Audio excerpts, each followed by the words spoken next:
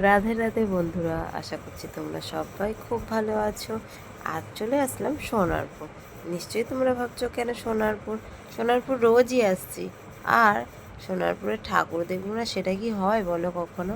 তাই চলে আসলাম সাজুগুজু করে সোনারপুরের প্যান্ডেল দেখতে। এসেই ট্রেন থেকে নেমে স্টেশনে থেকে বাইরে বের হয়েই দেখছি এমন সুন্দর সুন্দর অনেক প্যান্ডেল। তো সেটা দেখার জন্য দৌড়াতে দৌড়াতে চলে আসলাম। এই যে এসেই দেখছি খুবই সুন্দর আকর্ষণীয় একটা প্যান্ডেল। এটা হচ্ছে চুপড়ি দিয়ে বানানো, যে চুপড়িতে আমরা শাক ধুই, মাছ ধুই, সবজি ধুই, সব কিছু ধুই, সেই চুপড়ি দিয়ে আর বাঁশ দিয়ে এই প্যান্ডেলটা বানানো হয়েছে। মোট কথা বাঁশের চেরা দিয়ে সব কিছু বানানো হয়, তাই বাঁশ দিয়ে এই প্যান্ডেলটা তৈরি করা।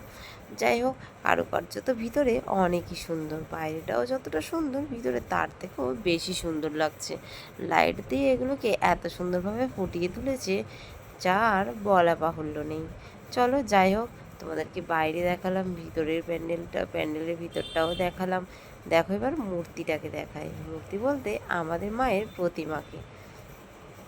মায়ের প্রতিমা তো একদম জ্বলছে, বলার তো কোনো বাহুল্যই নেই। অপূর্ব অপূর্ব থেকেও অপূর্বতর লাগছে। তোমাদের কেমন লাগলো সেটা কিন্তু জানাতে একটুও ভুলো না।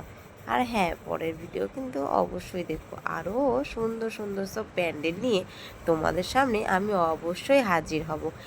আর তার আগে তোমাদেরকে বলে দিই, কমেন্ট কিন্তু কিন্তু একদমই ভুলো না। তোমাদের কমেন্ট করতে আমার খুবই ভালো লাগে। চলো, তোমরা সবাই মা দুর্গার কৃপায় ভালোই থেকো কিন্তু, যেমন আমিও ভালো আছি। তোমরাও ভালো থেকো। আজকের মতো টাটা বন্ধুরা।